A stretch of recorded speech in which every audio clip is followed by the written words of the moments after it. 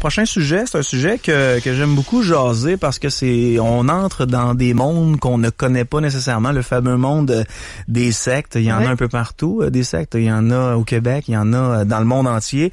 Et on a le plaisir de recevoir en studio Myriam Kayser, qui est auteure du livre Otage du silence, et elle est aussi conférencière. En fait, elle a 2 autres livres qu'on va vous parler un petit peu plus tard, mais c'est une dame qui est carrément née dans une secte. Madame Kayser, bonsoir. Bonsoir. Merci beaucoup d'avoir accepté de venir en studio avec nous autres à Québec. Vous venez de Sherbrooke? Oui, je suis de Sherbrooke. Le voyage a bien été? Oui. Oui. Vous avez été interpellé par un reportage de JE, si je comprends bien, et à ce moment-là, vous avez décidé de sortir pour parler de votre histoire?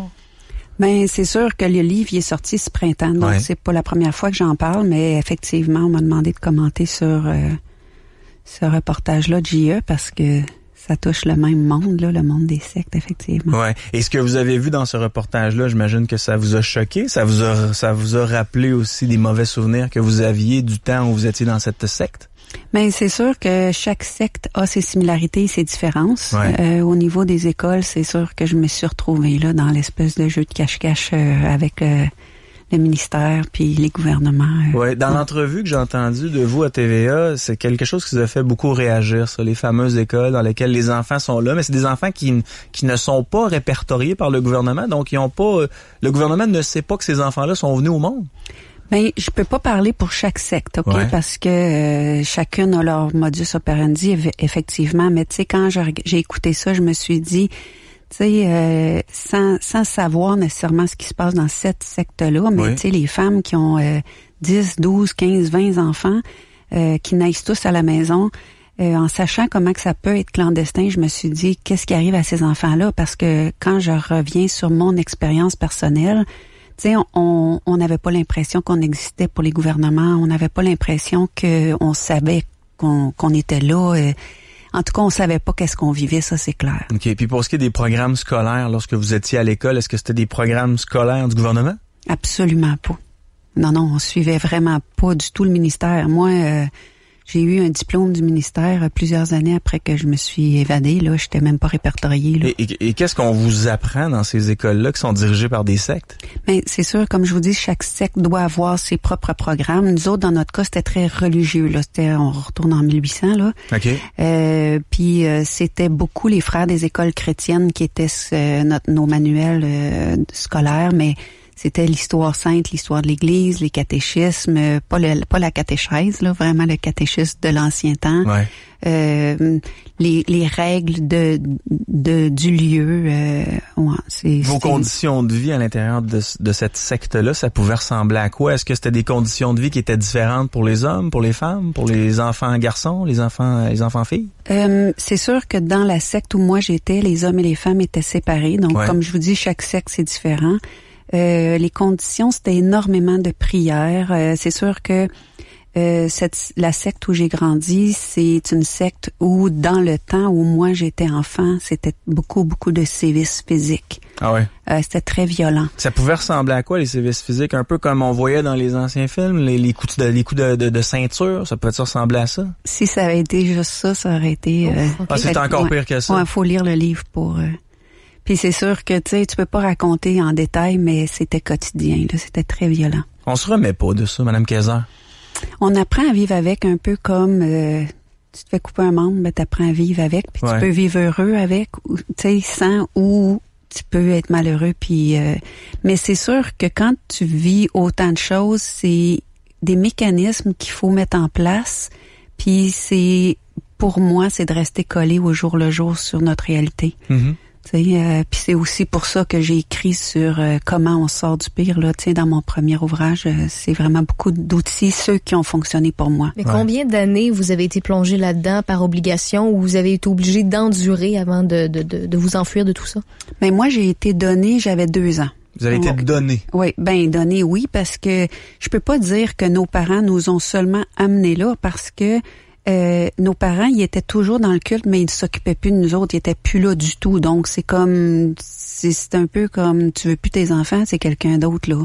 OK. Et qui s'occupait de vous à 2 ans? C'était les gens... La communauté. Oui, l'espèce de culte, oui. Puis, c'est ça, c'est qu'il y avait une couple de femmes pour s'occuper d'une 50aine d'enfants, puis les âges de ces personnes-là, ils étaient jeunes. Donc, la violence, c'était vraiment pour nous contrôler, puis nous mater, puis réussir à garder le contrôle dans ces années-là. On était vraiment beaucoup d'enfants. Je sais qu'aujourd'hui, ça a changé, là.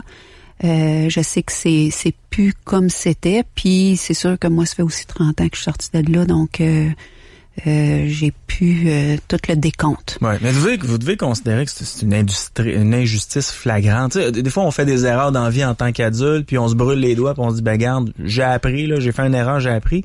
Mais dans votre cas, la seule erreur qui s'est passée, c'est que vous êtes venu au monde, puis vous êtes tombé dans une famille qui a décidé de se faire endoctriner, puis qui vous ont embarqué là-dedans. Tu sais, vous avez pas fait d'erreur, en fait. Vous êtes juste né dans une famille. Oui. Mais c'est comme il y a des enfants qui naissent dans des familles où c'est pas les bonnes familles. Oui, c'est sûr que... Est-ce que vous en voulez beaucoup à la vie d'avoir eu cette enfance-là? Non. Je suis pas là-dedans. Vous avez une résilience. Hein? Ben, c'est que c'est un choix, là. Tu sais, j'ai été des années où est-ce que j'ai joué à victime, mais ça fait mal à personne d'autre qu'à soi, là. Donc, à un moment donné, faut décider qu'est-ce qu'on fait avec qu'est-ce qui nous reste. Puis c'est pas parce que je suis quelqu'un hors du commun, c'est parce que j'ai assez souffert, je peux juste continuer à essayer d'être le plus heureuse possible. Des fois, j'y parviens mieux que d'autres, là, mais non, j'en veux pas, tu sais, c'est comme faut faire avec ce qui nous a été échu, puis de toute façon, ça me donnerait rien, là, d'être là-dedans, là. Ça me donnerait strictement rien. Quand vous dites que vous avez été plusieurs années à jouer à la victime, qu'est-ce que vous aviez comme comportement dans ce temps-là? Ben, je dis ça, tu sais, c'est une façon de parler, là, jouer à la victime, tu sais, oui, il y a eu des moments où je me suis trouvée très seule dans la vie, où est-ce que j'ai braillé sur mon sort. Ça arrive des moments où je le fais encore, là, mais c'est normal. C'est ça, tu sais, où est-ce que ça me prend des amis ou des gens autour de moi qui me font, bon, regarde ce que t'as, puis regarde en avant, puis regarde où est-ce que tu veux aller, puis tes réalisations, puis qu'est-ce que tu fais avec. Donc, tu sais, ça prend toujours des gens pour nous tirer vers le haut quand on a des downs, mais j'ai mis des outils en place qui fonctionnent quand même bien pour moi, là, tu sais. Est-ce qu'il y a dans votre entourage encore, où vous avez rencontré au fil du temps des personnes qui étaient dans la même secte ou dans le même entourage à l'époque et qui ont changé de vie un peu comme vous de façon positive? Ben c'est sûr que j'ai des amis qui ont partagé la même enfance que moi, effectivement, j'en ai quelques-uns. Il y en a qui s'en sortent bien, d'autres qui s'en sortent moins bien. Mais depuis que j'ai sorti le livre Otage du silence, la quantité de témoignages que j'ai de gens qui ont vécu dans des sectes, c'est assez faramineux.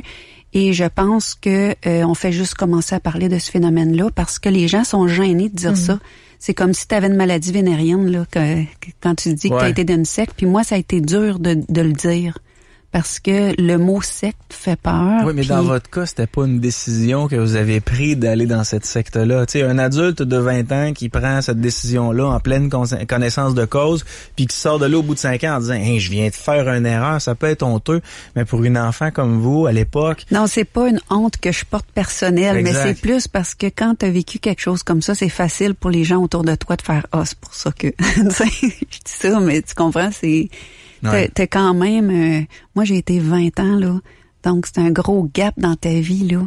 Tu sais, il y a des lacunes, là, veux pas, là. Ouais. Je vous cacherai pas qu'il y a plein d'auditeurs qui nous écrivent présentement. Ils veulent tous savoir le nom de la fameuse secte où vous étiez. Puis, par respect, on nommera pas cette secte-là parce que vous voulez pas la nommer. Mais, est-ce qu'il y en a beaucoup des sectes de ce genre-là au Québec? Je pense qu'il y en a beaucoup, mais il y a deux types de sectes. Il y a les extramondaines puis il y a les intramondaines. Les intramondaines, c'est un peu comme les témoins de Jéhovah. C'est des sectes qu'on connaît, qui font partie, les gens font partie du monde, donc sont plus visibles. Mais les extramondaines, c'est des sectes qui sont vraiment plus clandestines, là. Donc, on les connaît pas. Tu sais, il y a eu la secte de Moïse. Il y a eu Johnstown. Il y a eu des gros cas où est-ce que ça Ces gens-là se retirent carrément du monde? Ils s'isolent? Oui, sont retirés, sont isolés. Oui. Puis ça existe chez nous, au Québec? Ah, ça existe ici au Québec, c'est sûr. Oui. Votre famille, votre père est décédé, mais avant de mourir, est-ce qu'il était toujours dans cette secte-là? Non, mon père, il était retourné en Belgique parce que moi, je viens de Belgique. Puis j'ai une sœur qui est en Belgique. Vous avez laissé votre accent là-bas aussi? Ben c'est sûr que t'arrives ici, t'es bébé, là. C'est sûr que t'arrives, t'es bébé, okay. là. Donc, votre père était retourné en Belgique. Puis ma sœur aussi. Votre sœur aussi. Lui avait complètement quitté le mouvement. Oui. Puis c'était quoi ses motivations, lui, de quitter ce mouvement-là? Ben, mon père, il a toujours cru qu'il avait fait la bonne chose, puis c'était un homme qui était quand même capable d'humilité. Donc, quand il s'est rendu compte qu'il s'était trompé, il a dit « je m'en vais ». Puis ça, il a pris beaucoup de courage parce qu'il y avait plus rien derrière lui, puis il était quand même rendu à un certain âge. Puis est-ce que vous avez eu l'occasion de lui jaser de ça? Oui, puis il m'a demandé pardon, mais ça a été très dur pour lui l'après. Puis les autres membres de votre famille, est-ce qu'ils sont toujours dans cette fameuse secte-là? Oui. Avez-vous encore des contacts avec eux? Oui, là, en sortant le livre, je suis radiée, là, ça se dit même pas, là, tu sais, je leur fais honte, ils ont de la peine, puis c'est comme si je mets sur eux autres une espèce de honte parce que je suis leur sœur là qui fait ça puis qui parle de ça publiquement. OK, donc à l'intérieur du mouvement, ils se font regarder de travers un peu parce que vous, à l'extérieur, vous avez écrit un livre sur ça. Ouais, probablement. D'après moi, oui. Puis c'est sûr que je peux pas parler pour eux autres parce que je suis pas là, mais je me souviens que quand j'étais là puis qu'il y avait quelqu'un, tu sais, dans les familles qui faisait ça, là, c'était vraiment une honte. Là, c'est comme c'est incroyable pour eux autres. C'est difficile à donner des comparaisons, des comparaisons de ça. C'est vraiment une grosse honte. Ouais. Donc la raison, là je comprends, la raison pour laquelle vous ne nommez pas la secte, c'est que vous protégez votre famille qui est encore à l'intérieur de cette secte-là.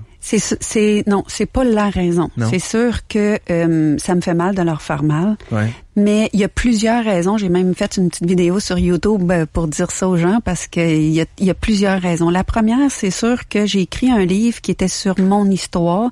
Puis je l'ai fait pour les gens qui me suivent parce que moi je suis conférencière, je suis formatrice. Puis ces gens-là, je leur disais tout le temps, je marche la route que je vous enseigne. Donc je voulais leur témoigner de quelque chose. Je pense que j'aurais pas mis le même focus sur mon histoire sur le livre si j'avais fait la manchette, si la secte avait fait la manchette des journaux.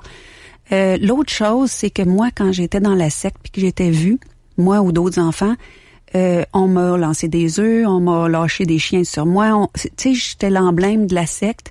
Puis les gens réalisent pas, mais les enfants qui viennent frapper à leur porte ou les jeunes adultes qui viennent frapper à leur porte, c'est déjà des enfants qui sont victimes. Puis là, on les victimise de nouveau. Puis ce qui arrive, c'est que quand on agit comme ça, ces enfants-là, ben ils deviennent encore plus persuadés que ce qu'on leur a appris que le monde était mauvais, c'est vrai. Donc c'est comme contre-productif. Puis je me dis que le jour où je vais vouloir faire une dénonciation de cette secte-là, je vais faire ça en bonne et due forme d'une certaine façon. Ça sera pas en même temps que je sors mon livre. Puis, tu sais, les gouvernements, les décideurs, ils savent qui ils sont. Puis, je voulais pas non plus être polarisée sur une secte. Tu sais, comme en fin de semaine, j'ai parlé de la secte de l'Esprit Saint. Oui. Puis, ça me permet de pouvoir éclairer les gens sur plein de sectes plutôt qu'être polarisé. Donc, il y a plusieurs raisons comme ça qui sont vraiment très loin de... tu sais, les gens me disent, ben est-ce que t'es pas complice? C'est tellement loin de ça. Mais c'est plus stratégique ou, tu sais... Est-ce que, lorsque vous vous êtes sauvé, est-ce que c'était très compliqué de se sauver de cette secte-là? Oui, je me suis sauvée 3 fois, puis ça ressemblait à quand tu veux te sauver d'une prison. À ce point-là? Il y a des gens qui vous surveillent constamment? Ben oui, t'étais surveillé, puis t'as nulle part où aller, parce que moi, j'avais pas d'oncle à Montréal là, qui pouvait m'accueillir ou à Québec. Là. Tu sais, moi, quand je me suis sauvée, c'est comme ma famille la plus proche était en Belgique.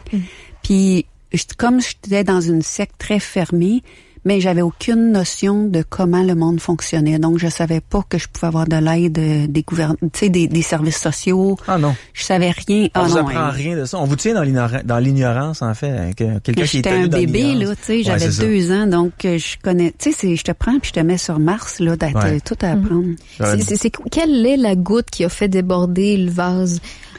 Qui a dit bon ben j'essaye une première fois de me sauver, la deuxième fois je réessaye, puis la troisième fois tu sais quel événement? Est-ce que c'est la violence? Est-ce que c'est l'incompréhension? Oh, écoute, c'est tellement long. Ça serait long. C'est sûr que la première fois que je me suis évadée, j'avais un frère qui avait essayé de s'évader. Donc j'ai voulu faire comme lui, mais j'ai toujours eu le sentiment que je fitais pas. Puis même quand j'essayais de fitter, parce que comme c'était comme ma famille, j'essayais de fitter puis je fitais pas. Puis tu sais, c'est un peu ça qui m'a usée, de sentir que même quand je faisais tout ce qu'on me demandait ou que je pliais à la violence ou tout ça, c'était jamais correct. Puis encore après que j'ai été partie, tu sais, il y a plein de gens qui sont partis, qui peuvent voir leur famille, qui ont des accès. Moi, on m'a toujours tout refusé.